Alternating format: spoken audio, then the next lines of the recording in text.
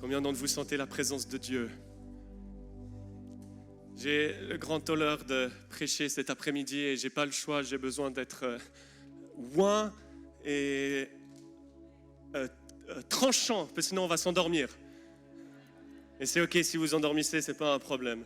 J'aimerais, il y a la personne préférée que j'ai au monde qui est ici, présente parmi nous, Evie, tu peux te lever, c'est mon épouse. Lève-toi s'il te plaît. S'il te plaît, lève-toi. C'est ma femme, une Française qui a donné sa vie en mission pour la Suisse. D'ailleurs, c'est intéressant, Pasteur Joe, parce qu'avant tu partages la prophétie sur papa par rapport au général de Gaulle, j'avais cette image pendant qu'on louait du drapeau français.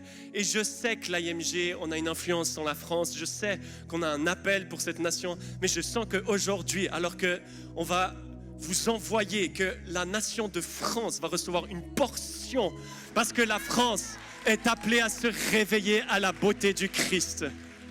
Donc Seigneur, fais-le dans le nom de Jésus. Est-ce que je peux avoir plus? J'ai besoin de plus dans le micro, il faut qu'il soit un peu plus réverb, s'il vous plaît. Merci Jésus. Si vous avez vos Bibles, vous pouvez ouvrir avec moi dans Philippiens chapitre 3.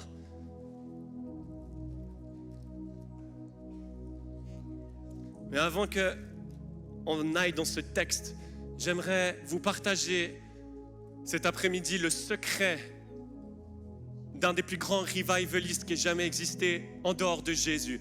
Combien d'entre vous savez que le réveil, c'est Jésus? Partout où il allait, le réveil venait. D'ailleurs, il n'y a pas un réveil qui est au-dessus de Jésus. Je ne sais pas pour toi, mais je ne veux pas d'un réveil qui parle du réveil. Je veux d'un réveil qui parle de la beauté du Christ. Et c'est ce que le Saint-Esprit est en train de faire. Il est en train de nous réveiller à la beauté du Fils de Dieu. Mais sinon, il y a un grand revivaliste qui nous a tous inspirés. Et son nom, c'est l'apôtre Paul. Et j'aimerais vous donner cet après-midi le secret du ministère de l'apôtre Paul. Avant qu'on rentre dans Philippiens 3, écoutez bien ce que ce merveilleux apôtre a écrit. Écoutez bien. Car je n'ai pas eu la pensée de savoir parmi vous autre chose que Jésus-Christ et Jésus-Christ crucifié.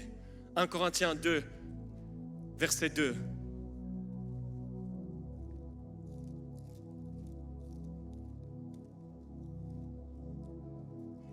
Dans l'épître aux Galates, il écrit ceci, le même Paul. « Pour ce qui me concerne, loin de moi la pensée de me glorifier d'autre chose que de la croix de notre Seigneur Jésus-Christ, par qui le monde est crucifié pour moi, comme je le suis pour le monde. » Dans 1 Corinthiens 16, 22, même Paul qui écrit « Si quelqu'un n'aime pas le Seigneur Jésus-Christ, qu'il soit maudit. »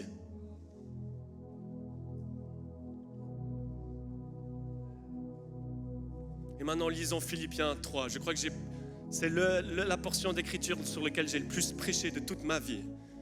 Philippiens 3, versets 1 à 11.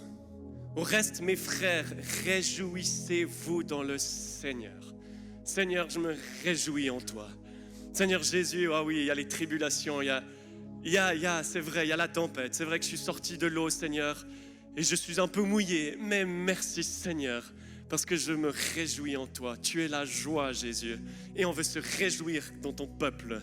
D'ailleurs, aujourd'hui, le message est une suite et une partie 3 de ce qui a été prêché ce matin. Et je veux juste apporter la pierre à l'édifice et vous envoyer. Je ne me lasse pas de vous écrire les mêmes choses et pour vous, cela est salutaire. J'ai l'impression de toujours dire la même chose. J'ai l'impression de tout le temps, les gens me disent d'ailleurs, tu prêches tout le temps la même chose. À chaque fois que je te demande une solution, à chaque fois que je te demande quelle est la solution à mon problème, je te réponds Jésus et Jésus-Christ crucifié. Et ils me disent, mais t'as pas quelque chose d'autre, c'est impossible de parler avec toi, Kent. Parce qu'à chaque fois, tu dis, Jésus est la solution, Jésus est le remède, Jésus-Christ de Nazareth. Je ne connais aucun sujet, aucune personne plus sage, plus tendre, plus gracieux que Jésus-Christ de Nazareth. Verset 3, car les circoncis, c'est nous qui rendons à Dieu notre culte par l'Esprit de Dieu. Pardon, verset 2, j'ai loupé. Prenez garde aux chiens. Les chiens, ce sont les hypocrites religieux qui ont une façade légaliste alors qu'ils vivent dans l'immoralité. Prenez garde aux mauvais ouvriers, ceux qui ne portent pas de bons fruits. Prenez garde aux faux circoncis, car les circoncis, c'est nous qui rendons à Dieu notre culte par l'Esprit de Dieu, qui nous glorifions en Jésus-Christ et qui ne mettons pas notre confiance en la chair. Verset 4, moi aussi cependant, vous me suivez ? Moi aussi, cependant, j'aurais sujet de mettre ma confiance en la chair, dit Paul. Si quelqu'un autre croit pouvoir se confier en la chair, je le puis bien davantage. Moi, circoncis le 8e jour de la race d'Israël, de la tribu de Benjamin, hébreu né d'hébreu, quant à la loi pharisien, quant aux zèles persécuteurs de l'Église, irréprochable à l'égard de la justice de la loi. Laissez-moi vous donner une traduction actuelle, comme si c'était moi qui parlais.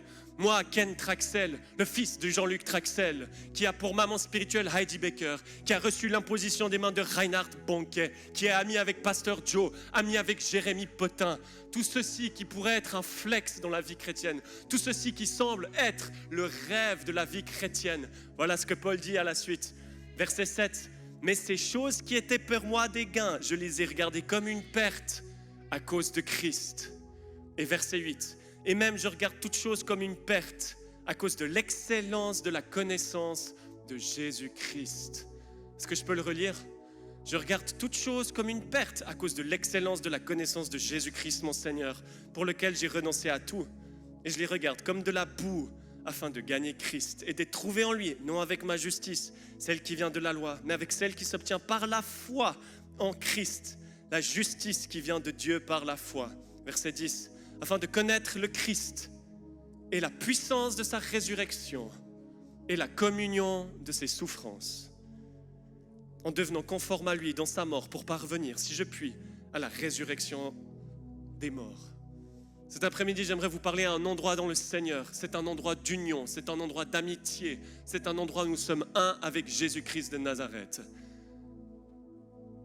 Ça, c'est le réveil. Le réveil, c'est se préparer pour les noces de l'agneau en brûlant d'un premier amour pour Jésus. Je vais commencer à prêcher. Le réveil, mon frère, ma sœur, d'après ma définition, c'est la mienne, mais le réveil, c'est de comprendre que Jésus-Christ veut ton cœur, l'entièreté de ton cœur. Ça, c'est le réveil. Vous vous souvenez de l'épisode du figuier maudit? Vous vous souvenez de ça, quand Jésus avait faim et qu'il a vu un figuier et il ne portait pas de fruits? Et il y a plein d'interprétations sur cette parabole. Moi, ce que je le vois, c'est qu'il cherche cette intimité. D'ailleurs, le figuier est une fleur où le fruit est interne. Il cherche cette relation, il cherche ce cœur à cœur. Ce n'est pas aller à l'école du réveil qui fait de toi un amoureux de Jésus.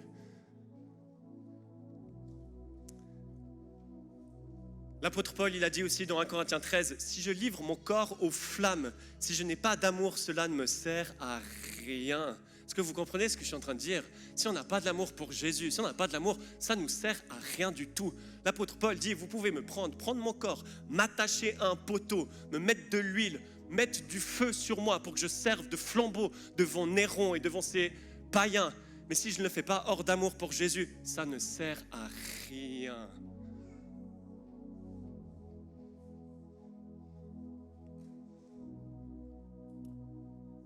Donne-moi 3 personnes dans cette salle qui ne désirent que Jésus et Jésus seul. Et je t'assure que j'aurai une vraie réunion où le ciel va descendre. Paul a dit, toutes ces choses, je les regarde comme de la boue, comme de la perte, afin de gagner Christ. On parle là d'un des plus grands des apôtres qui a prêché dans la maison de César. Là, c'est de l'influence. Là, c'est influencer sa sphère de société, n'est-ce pas? Prêcher dans la maison de César, on parle là d'un homme qui connaissait la Torah par cœur. On parle là d'un homme qui, les théologiens disent, quand il a été lapidé, ses propres disciples l'ont ressuscité. On parle là d'un homme qui a écrit la plupart du Nouveau Testament. On parle là d'un homme qui, au travers de son école de disciples, toute l'Asie a entendu la parole de Dieu. On parle là d'un homme qui a évangélisé l'Asie mineure et une bonne partie de l'Europe. Et voici son secret. Toutes ces choses, je les regarde comme de la perte afin de gagner Jésus-Christ de Nazareth. J'ai une question pour toi cet après-midi. Quel est pour toi ton gain? Quelle est pour toi cette vie? Pourquoi est-ce que tu es ici vivant? Pourquoi est-ce que tu es venu pour cette école de réveil? J'espère au fond de moi pour cette union, pour être encore plus fou amoureux de Jésus. J'ai un rêve où les soundchecks, les moments de répétition pour tous mes louangeurs, j'ai un rêve que ce ne soit pas juste des répétitions, mais que la gloire de Dieu puisse venir et qu'on puisse commencer à pleurer devant l'agneau alors qu'on est en train de répéter, qui est ok de répéter. Je me réjouis du jour où dans l'église que j'aime de tout mon cœur, le professionnalisme laisse place au romantisme. Je me réjouis du jour où ceux qui sont à la technique vont pleurer devant l'agneau parce qu'ils vont comprendre qu'ils ont aussi une place. C'est un sacerdoce de servir le Seigneur, mais ils vont brûler d'un premier amour. J'ai le rêve que quand on vienne louer le Seigneur, on vienne à l'heure, non pas par légalisme, mais parce qu'on ne veut pas louper une seule goutte de gloire et parce qu'on est affamé pour aimer Jésus-Christ de Nazareth. Je commence gentiment à me réveiller. Je rêve du jour où les prédicateurs vont arrêter de copier des messages et devenir eux-mêmes le message. D'ailleurs, le mot réveil est devenu un terme employé tellement souvent que des fois il est employé à la légère.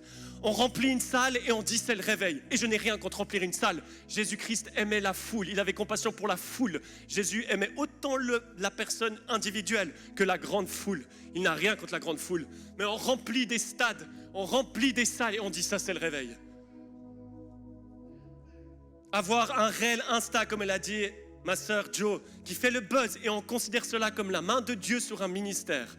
Avoir beaucoup de followers, on équivaut ça à la faveur de Dieu. Et je parle honnêtement en connaissance de cause parce que j'ai l'impression que le Seigneur veut m'utiliser au travers des réseaux. Et je n'ai rien, si le Seigneur te bénit au travers des réseaux, c'est trop bien. Mais ça ne veut pas dire que tu as la faveur de Dieu.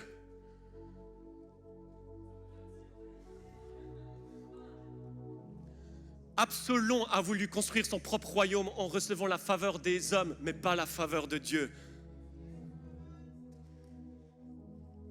S'il n'y a pas le parfum de sa présence dans nos conférences, cela ne sert à rien. S'il n'y a pas de huile et puis de la tendresse devant la beauté de l'agneau sur nos postes, cela ne sert à rien. Ne confondons pas la faveur des hommes et la faveur de Dieu. Jésus, je te demande de prendre ce couteau et de le mettre à la jugulaire de ce géant, de ces idoles où on adore plus les choses de Dieu que Dieu lui-même. Toi seul peux le faire, Saint-Esprit. J'ai un ami pasteur qui m'a dit récemment que pendant son jour de Shabbat, lui, il ne prenait pas du temps spirituel. Pourquoi est-ce que c'est un jour sanctifié ? Bien sûr qu'on va passer du temps avec la famille, bien sûr que c'est un temps pour se reposer. Mais c'est pour se reposer pour qui ? Pour adorer le Seigneur.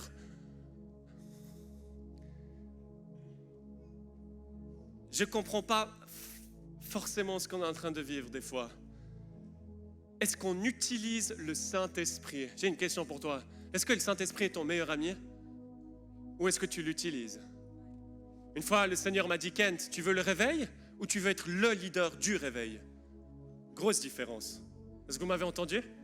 Grosse différence. Il recherche des amis et pas des professionnels. Et j'ai une bonne question pour vous, tous ceux qui sont dans le leadership, et je vous remercie pour vos sueurs, votre travail, d'aider la maison de Dieu, d'aimer les brebis, en plus de recevoir des morsures de brebis. Mais j'ai une question pour vous. Si on nous ôtait le sacerdoce, si on nous ôtait le leadership, la scène, la louange, les prédications, est-ce qu'on le rechercherait ardemment quand même?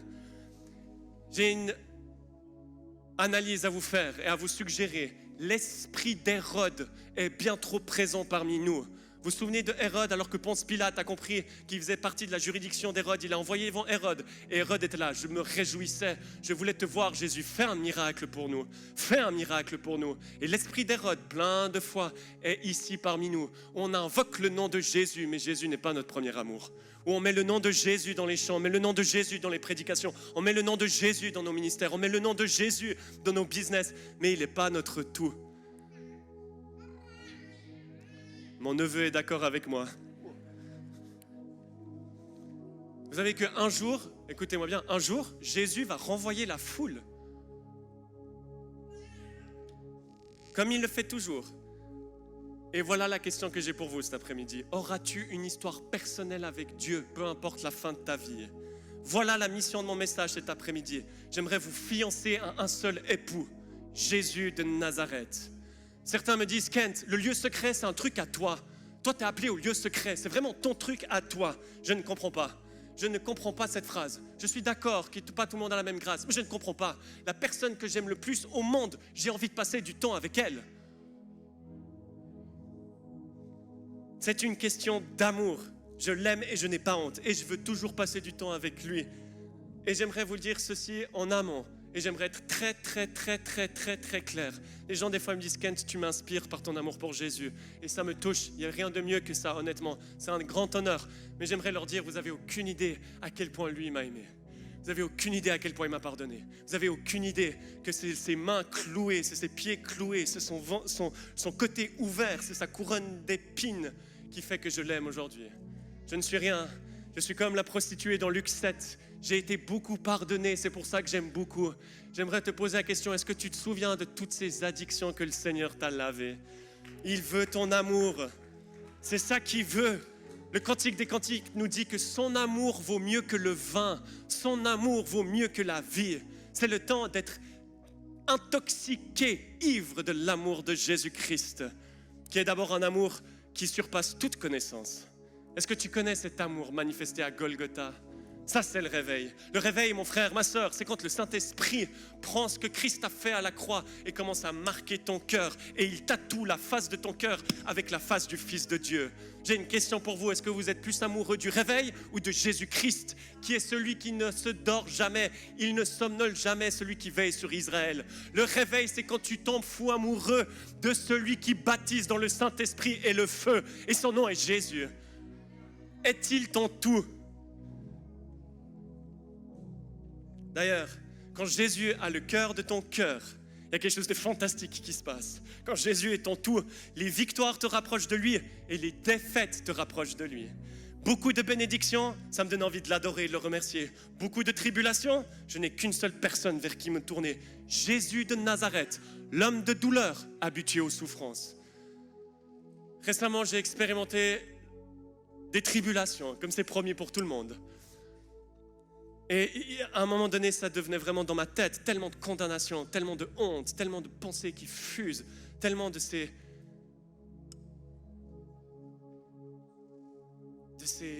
traits enflammés. Et je n'arrivais pas à me réfugier, je ne savais pas quoi faire. Prier en langue, ça ne marchait pas, je ne savais pas quoi faire. Je n'arrivais pas.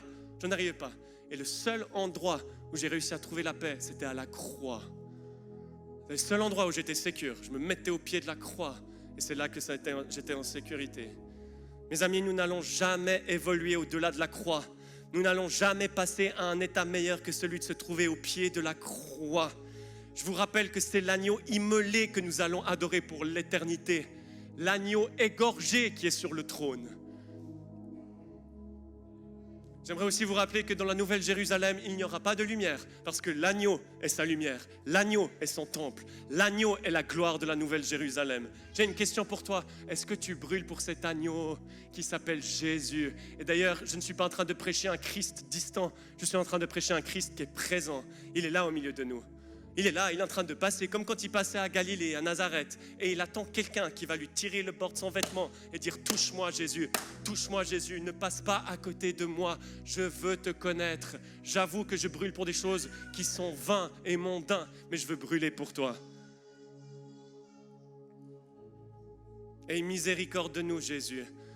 Le Seigneur m'a rappelé ou m'a réveillé avec une magnifique pensée il y a une semaine, alors qu'on est en train de vivre avec ma famille, mon épouse, on est en train de muer, comme les aigles. Vous savez, les aigles sont en train de muer. Et j'ai une bonne nouvelle. Quand l'ennemi, l'oiseleur, vient te déplumer, c'est le moment de te cacher sous ses plumes. Quand nous avons des vieilles blessures qui demeurent en nous, nous avons besoin d'une nouvelle révélation fraîche de ces meurtrissures. Quand nous arrivons au bout de nous-mêmes, alors nous pouvons laisser place à sa vie divine. Nous devons nous perdre pour le trouver, mourir à nous-mêmes pour être remplis de sa présence. C'est ce que vous avez entendu ce matin. Quand tu te sens tellement indigne, quand tu te sens insignifiant, c'est le moment de laisser sa dignité prendre place. J'ai une bonne nouvelle, ce n'est pas à propos de nous. Est-ce que vous savez que cette histoire n'est pas à propos de nous? Est-ce que vous savez que le réveil n'est pas à propos de nous? Et c'est fantastique, c'est libérateur. Parce que tout ce que le Seigneur nous demande, c'est le premier amour.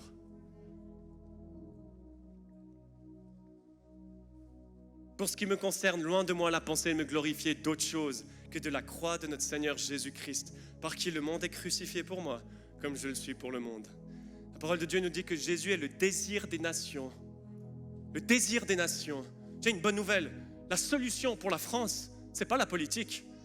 Ce n'est même pas notre mouvance traditionnelle pour revenir dans les traditions chrétiennes, bien que c'est OK. C'est Jésus-Christ et Jésus-Christ crucifié qui est le remède de la France. C'est Jésus et Jésus-Christ crucifié qui est la guérison pour les nations. Le Cantique des Cantiques 5, verset 16 nous dit « Sa bouche est la douceur même et toute sa personne, je la désire. » Est-ce que toute sa personne, tu le désires? Des fois, les gens ne comprennent pas quand je dis que Jésus est mon appel. Et c'est le cas. Je vais vous expliquer pourquoi. Jésus, il a dit « Suivez-moi et je vous ferai pécheur d'hommes. » Suivez-moi. Jésus est l'appel. C'est moi qui le fais, le dit le Seigneur. Ne suivez pas votre appel. Vous m'entendez? Ne suivez pas votre appel. Suivez celui qui vous a appelé. Jésus-Christ de Nazareth. Je laisse tomber mon bateau, mes filets comme les disciples. Je laisse tomber la cruche quand Jésus m'appelle, comme la femme samaritaine dans Jean 4. Et je dis, voici un homme, voici mon message, Jésus-Christ de Nazareth. J'ai écrit ceci, je sers le Seigneur et je ne sers pas le service. Je sers le Seigneur, je ne sers pas le service. Le Seigneur est mon ministère. Ah, vous pouvez prendre tout ce que vous voulez, mais ne prenez pas mon bien-aimé. Je n'ai pas besoin de prêcher, mais je peux encore prier. Et d'ailleurs, l'appel de Dieu est irrévocable. Peu importe le nom de l'association, peu importe le nom de ministère, prenez-le, mais ne prenez pas Jésus. Et je peux toujours brûler de premier amour dans mon quotidien. Je sais de quoi je parle. Être en communion avec Jésus, c'est ma plus grande récompense. Enlever mon influence, enlever mes réseaux sociaux, je le donne avec plaisir. Seigneur, reprends ta promesse. Je le donne sur l'autel. Tu peux prendre First Love Fire, il n'y a pas de problème. Ce n'est qu'un nom, c'est qu'une association. Par contre, je sais une chose. Je t'ai rencontré il y a quelques années et j'ai vu dans tes yeux des flammes de feu. Et j'ai jamais été le même depuis que je t'ai rencontré, Jésus. Et à l'intérieur de moi, je vais toujours avoir ce feu du réveil. J'ai donné ma vie en 2017 pour le mouvement du Saint-Esprit. Peu importe si on me donne la plateforme, peu importe si je suis aux toilettes, je donne ma vie pour le Christ et le Christ crucifié. Aujourd'hui, j'aimerais t'appeler à redonner ta vie à Jésus et Jésus seul. D'ailleurs, un jour, chacun d'entre nous, un jour, Dieu va nous redemander notre Isaac. La même promesse que Dieu te demande, que Dieu te donne, pardon, la même promesse, Dieu va te le redemander sur l'autel. Parce qu'il veut t'assurer, il veut s'assurer que dans le cœur de ton cœur, tu préfères Dieu à la promesse. Mais quand Jésus est ton premier amour, quand Jésus est ton tout sur tout, ça fait mal, mais ce n'est pas si grave. La beauté de la vie chrétienne, c'est d'être avec Jésus. Ce n'est pas forcément où on va qui est important, mes amis. Ce n'est pas forcément où on va, ce n'est pas forcément la direction, c'est avec qui on parcourt le chemin. De la promesse au palace, il y a un processus. Et dans ce processus, Jésus-Christ y est. Et c'est pour ça que c'est glorieux. C'est pour ça qu'on peut être dans une attente. On peut être dans une saison de Nazareth, attendre avant de rentrer dans le ministère à plein temps. Mais c'est quand même fantastique et c'est quand même glorieux. Parce qu'on aime Jésus. Et que Jésus est à l'intérieur de nous. Et que je suis en Jésus. Et que j'ai accès à son cœur au travers de ses meurtrissures. Un grand homme de Dieu a dit, nous recherchons la voie de Dieu pour une direction alors que lui, il recherche de l'affection. Vous savez, j'ai eu le privilège de grandir dans une famille de ministères, de rencontrer plein de personnes qui travaillent pour Dieu. J'ai fait la connaissance, par la grâce de Dieu, de beaucoup de prédicateurs, des héros de la foi, des missionnaires, des pasteurs, des magnifiques curés remplis du Saint-Esprit. Très certainement des centaines d'hommes et femmes de Dieu, très certainement. Et je les honore de tout mon cœur. Mais il n'y a qu'un groupe de ces personnes qui me fascinent, qui m'impressionnent. C'est ceux qui ont vraiment fait de l'Éternel leur délice. Ceux qui brûlent réellement d'un premier amour derrière la scène, à la maison, dans l'avion. Je vais vous donner un petit témoignage de mon histoire. Vous savez, il est mon héros. Jésus est mon héros. Jean-Luc aussi. Je peux vous dire quelque chose. Je vais vous donner un secret. Peut-être que je ne te l'ai jamais dit. Ce n'est pas le fait qu'il prêche qui m'a donné envie de servir le Seigneur. Ce n'est pas le fait qu'il remplisse des stades. Ce n'est pas le fait que le Seigneur lui a donné littéralement confiance, les continents. Ce n'est pas forcément ça. Ce qui m'a donné envie de chercher le Seigneur, c'est qu'il était un ami du Saint-Esprit. Et ça ne peut pas, on ne peut pas tricher avec ça. C'est impossible. Et j'aimerais vous encourager mes parents, mes amis qui ont des enfants qui sont éloignés, soyez un ami de Dieu. S'ils ne voient pas dans vos yeux et dans votre regard et dans le ton de votre voix que vous aimez Jésus-Christ plus que toute autre chose, ça ne leur donnera pas envie. Mais alors que vous faites de votre vie d'être un ami de Dieu, alors ils suivront.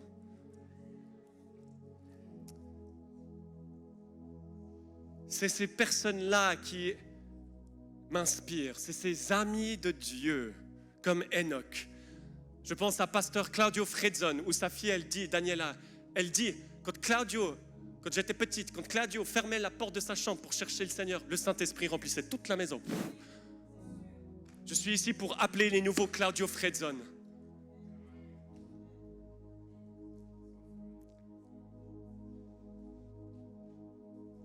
J'aime tellement le témoignage de Paul, qui était tellement saturé, mariné, imbibé de la gloire de Dieu, que tu pouvais prendre un tissu, non pas un mouchoir quand il prêchait, un mouchoir quand il faisait des tentes, quand il travaillait, et il était tellement dans l'onction que tu pouvais prendre le tissu, l'envoyer à une autre ville, à des heures de kilomètres de route, et les démons partaient tellement qu'il y avait l'onction. J'ai une bonne nouvelle, si tu es caissier, caissière, et que tu es fou amoureux de Jésus, et imbibé, et baptisé dans ce Saint-Esprit de feu et de ce premier amour, tu peux littéralement donner les billets, donner la nourriture, et la gloire et la présence de Dieu descend sur les personnes.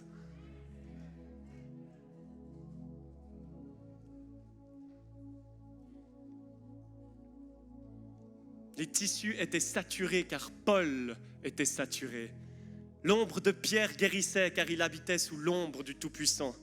Le visage d'Étienne rayonnait parce que Jésus, le soleil de justice radieux, était sa vision. Est-ce que Jésus est ton tout?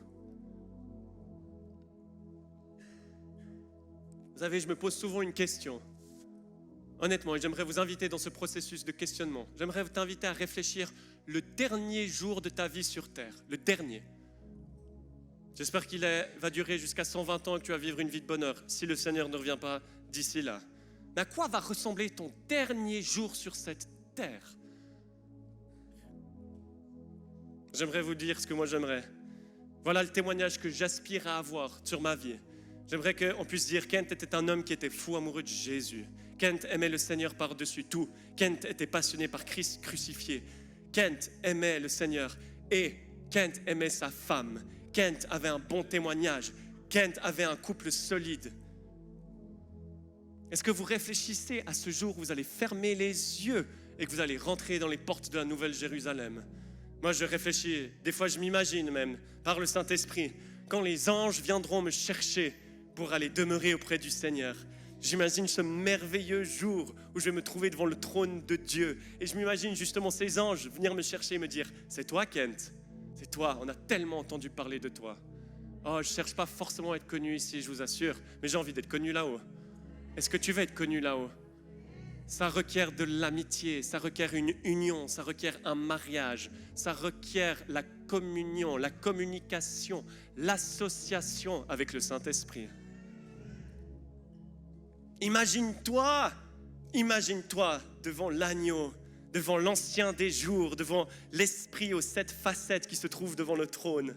Imagine-toi entouré des milliards d'anges, de voir les 4 créatures, les séraphins adorer Dieu. Et toi, imagine-toi, tu te dis, waouh, il est magnifique, mais je vais être honnête, je ne le connais pas vraiment l'agneau.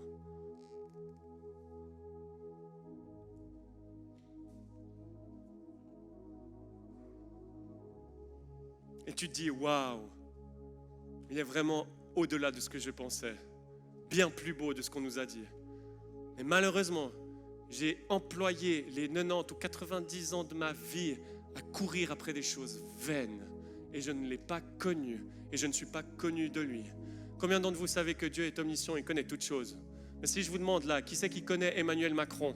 Les gens lèveraient la main. Mais si je demandais, est-ce que Emmanuel Macron vous connaît? Peu de gens pourraient lever la main. C'est la même chose avec Jésus. Jésus ne fait de favoritisme et de l'acceptation de personne. Par contre, il a des meilleurs amis. Il a des épouses. Est-ce que tu es son épouse?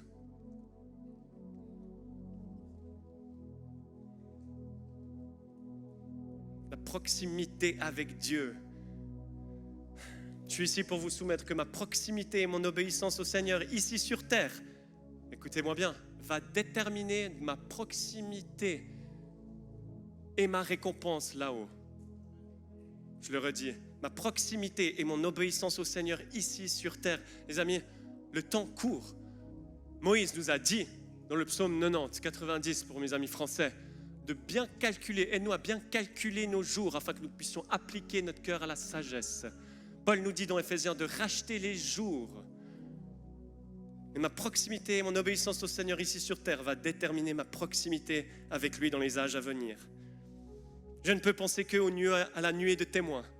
Je vois ces personnes dans mon esprit, cette nuée de témoins qui sont en train de crier, les amis, réveillez-vous à Jésus-Christ de Nazareth. Il est bien meilleur que vous pensez. Donnez votre vie, il est digne de tout. Bien plus fantastique, bien plus merveilleux, bien plus majestueux, bien plus glorieux que vous pouvez imaginer. Je vous en supplie, réveillez-vous et donnez votre vie pour être l'épouse de Christ, là où Dieu vous a placé. Je ne peux que les entendre dire, j'en peux que entendre Carlos dire, il en est digne, il en est digne, il vaut la peine de suivre avec tout ce qu'on a. Et oui, ce message, mon ami, il est 100% apostolique. Vous envoyez à aimer Jésus et Jésus seul, à brûler de premier amour, là où Dieu vous a placé, c'est apostolique. D'ailleurs, petite parenthèse, et là c'est juste Kent qui veut juste parler. Mais est-ce qu'on peut remettre ce que la Bible dit par rapport aux apôtres? S'il vous plaît, être un apôtre, ce n'est pas forcément avoir des idées créatives. D'après la parole de Dieu, un apôtre, c'est celui qui a du miraculeux dans son ministère. C'est celui qui a des signes, des prodiges. Un apôtre, c'est celui qui a la patience à toute épreuve. Un apôtre, c'est celui qui est humble par-dessus tous. Un apôtre, c'est celui qui a une balayure du monde, un fou en Christ. Un apôtre, c'est celui qui porte sur son corps et son cœur les marques du Christ. D'ailleurs, Jésus-Christ est l'apôtre de la foi. 100% apostolique ce message. D'ailleurs, un apôtre, c'est celui qui répand la culture sur terre de la culture du ciel. Et je peux vous dire, au ciel, tout est centré sur l'agneau. Vous savez qu'on va chanter pour toujours et toujours et toujours et toujours, digne est l'agneau immolé. Vous savez ça, qu'on va chanter ça pour toujours. Vous savez qu'il y a un seul chant, deux chants d'ailleurs, que la parole de Dieu nous parle, qui est chanté au ciel. C'est le cantique de Moïse et le cantique de l'agneau. Si vous pouvez étudier, c'est Exode 15 pour le cantique de Moïse. Si vous regardez les paroles, tout est vertical. Rien n'est à propos de nous. Bien sûr que c'est apostolique. Vous savez, on va faire un tunnel de feu après. Vous savez, on va prier avec vous, on va vous imposer les mains. Et d'ailleurs, j'aimerais vous dire une chose. J'aimerais que quand vous venez dans ce tunnel de feu, vous veniez avec foi, que notre main sera un point de contact entre votre vie et le ciel. Et je suis ici pour vous dire, venez avec foi. Certains d'entre vous, vous avez encore des addictions, alors qu'on va vous imposer les mains et libérer le Saint-Esprit et le feu du réveil. Ces addictions vont partir. Les serpents sont obligés de sortir de la jungle quand il y a le feu du Saint-Esprit. Certains d'entre vous, vous allez être guéris. Certains d'entre vous, vous allez être impactés comme jamais auparavant. Je parlais l'autre jour avec un homme de Dieu qui a un ministère avec les musulmans. Il a dit qu'il a reçu le baptême du Saint-Esprit à Présence 2009 avec Reinhard Bonnke. Et quand Reinhard Bonnke a posé les mains sur lui, il n'a plus jamais été le même. J'aimerais vous donner la permission, quand on va faire ce tunnel de feu, de venir avec foi. Et juste une petite parenthèse, peu importe la manifestation. Peu importe la manifestation. Certains, vous allez gicler. Certains, vous allez rien ressentir. Certains, vous allez pleurer. Peu importe, laissez le Saint-Esprit faire. D'ailleurs, c'est presque normal quand le Tout-Puissant, le Créateur des univers, vient sur un amas de poussière qu'on tombe. Mais peu importe la manifestation, le but c'est de repartir de cette salle imbibé, fou amoureux de Jésus, enflammé pour l'évangile. Alléluia.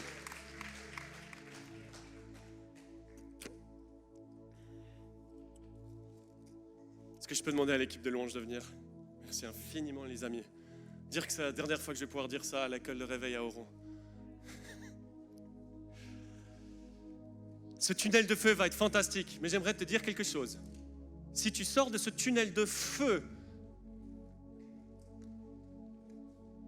sans avoir un cœur plus ardent pour Jésus Quel dommage. Le fruit du baptême du Saint-Esprit, c'est de ressembler plus à Jésus, d'aimer plus Jésus, de marcher plus comme Jésus. Ça, c'est le réveil. Alléluia. Si Jésus veut devenir ton tout, mon frère, ma soeur, il faudra faire mourir tous les autres amants. Pasteur Joe, Jean-Luc ont bien touché à ça ce matin. Vous savez que Jésus est un feu dévorant et il refuse de partager ta dévotion avec quelqu'un ou quelque chose d'autre. Je m'en souviens d'un rêve que j'ai fait il y a quelques années de ça, je crois que c'était en 2022, où j'étais dans un rêve, je ne vais pas raconter tous les détails, mais il y avait un livre qui était par terre, c'était le livre de Sainte Thérèse d'Avila. Et j'ai pris ce livre-là, et alors que je prenais ce livre-là, il y avait quelqu'un, une autre sainte. Je ne savais pas si c'était Basilia Schlink ou, j'oublie toujours son nom, Madame Guyon, une des deux, des femmes de Dieu. Et j'ai entendu le Seigneur parler au travers de ces femmes, et il m'a dit ceci, il m'a dit, tu sais, j'ai dû tout abandonner pour qu'il soit mon tout. J'ai dû tout délaisser pour que Jésus soit le délice de mon cœur.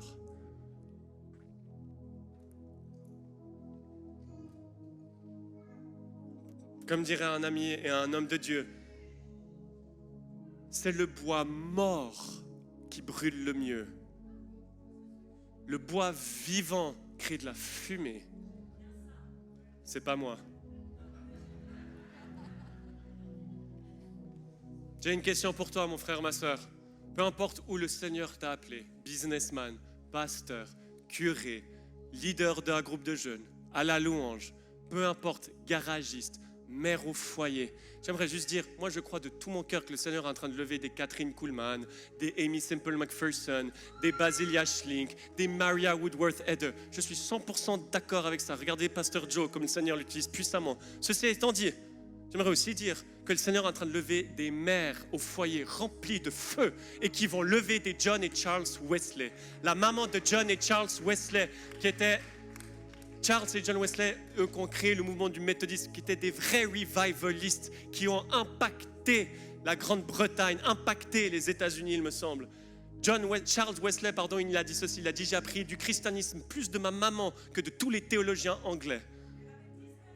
Elle avait 19 enfants, elle les prenait, elle les instruisait dans le christianisme. Et là, l'histoire nous dit qu'alors qu'elle devait s'occuper des choses, elle devait faire les tâches ménagères, mais Jésus était son tout, écoutez-moi bien, Jésus était son tout. Elle prenait, elle avait un voile, elle mettait son voile, elle disait les frères, enfin pas les frères, les enfants, c'est le temps du lieu secret. Elle était là, elle priait, elle continuait à faire les choses. Elle a levé les deux plus grands revivalistes. J'aimerais t'encourager, si tu es père ou mère au foyer, aime le Seigneur Jésus-Christ de tout ton cœur. Lève des enfants dans la voie du Seigneur et peut-être que le Seigneur va les utiliser eux pour amener le réveil. J'aimerais briser cette mentalité où on croit qu'avoir le micro, être sur l'estrade, c'est le réveil. Oh, Paul nous dit dans Timothée que celui qui aspire à la charge d'évêque ou la charge de leader dans l'Église, c'est une tâche noble, 100%. C'est un privilège d'ouvrir les Saintes Écritures, un privilège. Et une responsabilité de nourrir le peuple. C'est fantastique, c'est glorieux. Pour être honnête, j'aime bien prêcher. Vous m'entendez, j'aime bien parler. J'aime bien parler de Jésus. Toute ma vie, j'avais aucune passion. Je commençais quelque chose, j'arrêtais après. C'était fade. Je commençais le foot, ensuite j'arrêtais. Je jouais un peu aux jeux vidéo, ensuite j'arrêtais. Un peu beaucoup, pas vrai. Toute ma vie, j'étais fasciné par ces gens qui ont une passion. Vous savez, ces athlètes qui donnent toute leur vie pour un match de tennis, toute leur vie pour une course de 100 mètres. Toute ma vie, j'avais pas de passion. Jusqu'à ce que j'ai rencontré l'homme de douleur, habitué aux souffrances, le Fils de Dieu, le Christ qui vient de Nazareth. Et quand je l'ai vraiment rencontré par le Saint-Esprit et qu'il est rentré dans ma chambre d'hôtel à Présence 2022, à Ambilly, dans une chambre pourrie, moisie, je peux te dire que cette chambre, elle était glorieuse. Quand Jésus vient, c'est glorieux. J'ai dit, quand Jésus vient, c'est glorieux. J'ai une bonne nouvelle pour toi, mon frère, ma soeur. Tu peux chercher ce Jésus-Christ ce soir, demain matin, lundi matin.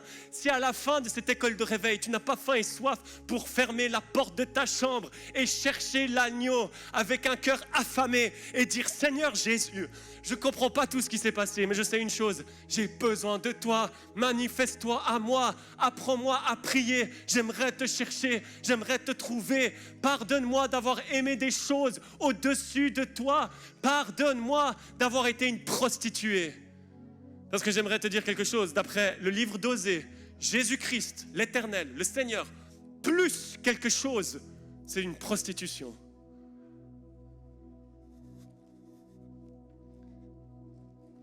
Jésus veut être ton tout. Comme l'apôtre Paul a dit dans Philippiens 1, verset 21. Car Christ est ma vie, mourir m'est un gain. Ça ne veut pas dire qu'on ne prend pas soin de tous les autres. D'ailleurs, si tu aimes Jésus par-dessus toute autre chose, je t'assure que c'est comme ça que tu vas pouvoir aimer ton voisin le mieux que tu puisses donner. Je suis tellement plus amoureux quand je viens de sortir face à face avec le Seigneur envers ma femme que j'aime de tout mon cœur. Tellement facile à l'aimer. Ça fait plaisir. Vive le mariage. D'ailleurs, j'aimerais vous dire, le mariage, c'est fantastique. C'est le ciel sur la terre et c'est aussi une croix. Ça tue ton ego, ça tue les choses. Donc si le Seigneur ne vous a pas donné le don de célibat, je vous encourage à vous marier. Et apparemment, les enfants, c'est encore plus. C'est merveilleux, puis ça a aussi une croix. Donc c'est fantastique.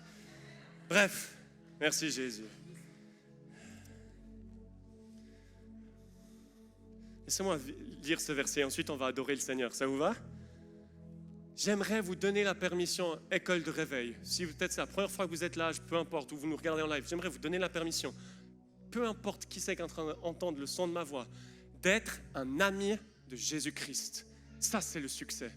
Être un ami du Seigneur, un ami du Tout-Puissant, comme Enoch, comme Abraham, comme Moïse, comme Élie. Être un ami du Seigneur et ensuite, fais ce qu'il te plaît. C'est ce que Saint Augustin disait. Aime Dieu et ensuite fais ce que tu trouves à faire. Jésus veut être notre tout. Je vais vous lire un verset fantastique pour vous dire que Jésus veut être tout et pas simplement faire partie. Je comprends quand on dit « sois le centre de ma vie, Jésus ». Vous savez que Jésus veut être bien plus que le centre. Est-ce que vous m'entendez ? Jésus veut être bien plus que le centre. Il veut tout. D'ailleurs, celui qui a rempli toute chose par sa propre personne dans Éphésiens 4, il a rempli tout de sa présence et de sa majesté. Lui qui remplit tout en tous, comment peut-il faire partie de quelque chose ? Je vais vous donner un verset pour vous appuyer ceci. C'est écrit dans Zacharie, chapitre 2, verset 5. « Je serai pour elle, dit l'Éternel, une muraille de feu tout autour, et je serai sa gloire au milieu d'elle. » Est-ce que vous m'entendez ? Muraille de feu autour et la gloire au milieu. Jésus-Christ veut être le centre de nos églises, mais il veut aussi être le tout de notre louange, le tout de nos pastorales, le tout de nos conférences, le tout de nos prédications, le tout de notre travail, le tout de notre famille. J'ai dit à mon épouse, chouchou, on va vivre une vie fantastique, je me réjouis, ça va être une vie remplie de joie, ça va être glorieux, on va s'aimer, on va avoir des enfants, on aime la vie, ça va être fantastique. Par contre, on s'est mis d'accord. Par contre, une seule chose est sûre, on va donner notre vie pour le mouvement du Saint-Esprit. Peu importe à quoi ça ressemble, on donne notre vie. Moi et ma famille, nous servirons l'Éternel. C'est un non négociable. Moi et ma maison, nous brûlerons de premier amour pour Jésus. Est-ce qu'on peut se lever ? C'est bien, Jérémie ? C'est bien ? Oui. J'ai besoin de l'approbation. Merci, Jésus. Est-ce qu'on peut se concentrer, s'il vous plaît ? S'il vous plaît.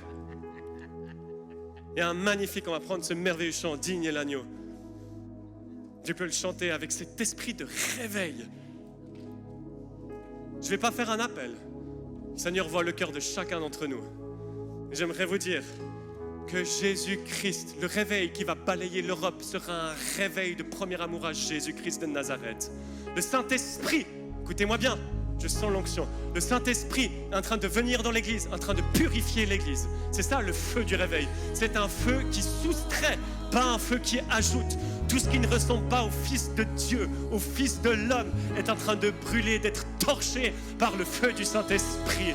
Mais je suis là pour te donner cette permission, alors que vous allez quitter cette Revival School, de brûler pour Jésus. J'aimerais libérer les francophones à être une épouse extravagante pour celui qui a été crucifié sur le mont Golgotha. J'aimerais libérer sur tous les Suisses, tous mes amis suisses. D'ailleurs, on dit souvent, oh, c'est la culture suisse de ne pas être passionné. Non, non, non, non, non, non. C'est une question d'amour. Mon équipe, le Gauthieron, HC Gauthieron, quand ils ont gagné, j'ai vu des Suisses bien réveillés pour un POC. Est-ce qu'on peut être réveillé pour celui qui a étendu ses bras, qui a levé sa main pour le donner en sacrifice à Dieu pour expier les péchés du monde? J'aimerais donner la permission aux Suisses, aux Belges. Vous êtes Belges? Vous êtes Belges? J'aimerais vous donner la permission à brûler pour Jésus, de ne jamais arrêter le sujet, que votre prédication, votre vie, votre église puisse être connue pour un endroit où le Christ est prêché, annoncé. J'aimerais donner la permission à l'IMG de ne pas avoir honte d'adorer l'agneau pour 30 minutes de plus par le Saint-Esprit. J'aimerais donner la permission à tous mes pasteurs de brûler pour Jésus. Est-ce qu'on peut chanter ce merveilleux chant avec cet esprit de réveil, avec la nuée de témoins? Seul est sur le trône, Jésus. Allez Église, réveille-toi. Dieu saint. Famille, réveillez-vous à la beauté du Christ. Est digne de